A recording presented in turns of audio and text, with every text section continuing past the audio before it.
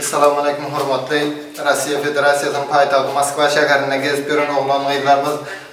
Ähliňizin görüşüňizi ýalyp ýene-de döwran video ulgamna elbetde şu canly ses kafemizin himayatgarlygyna bugun nähilligin bir şatlyk şowkun dawaraly günden biri bugun ataş dostumyz şöyle owulju bolupdyr şuny Oğuzhanadan döwletli öý ojagyna ilkin sapar akyol dilep kabul etdik.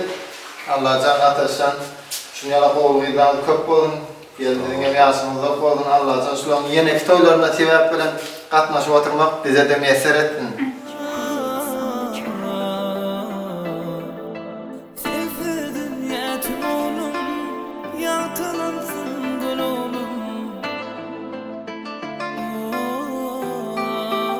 Purchase your tracks today.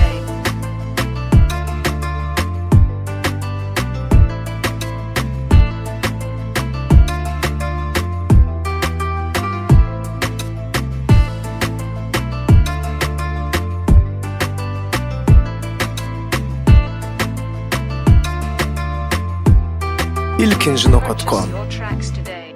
Edince arzularma fasılly ene bugün bağıttan yana gözlerime yanıp durla elli oğlum.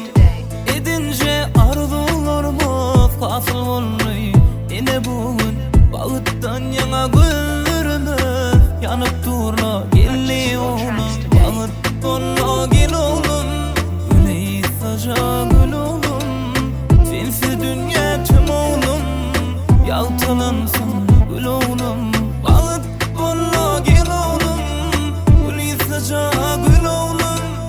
Sensiz dünya tüm oğlum yaltalansın gül Purchase oğlum. your tracks today.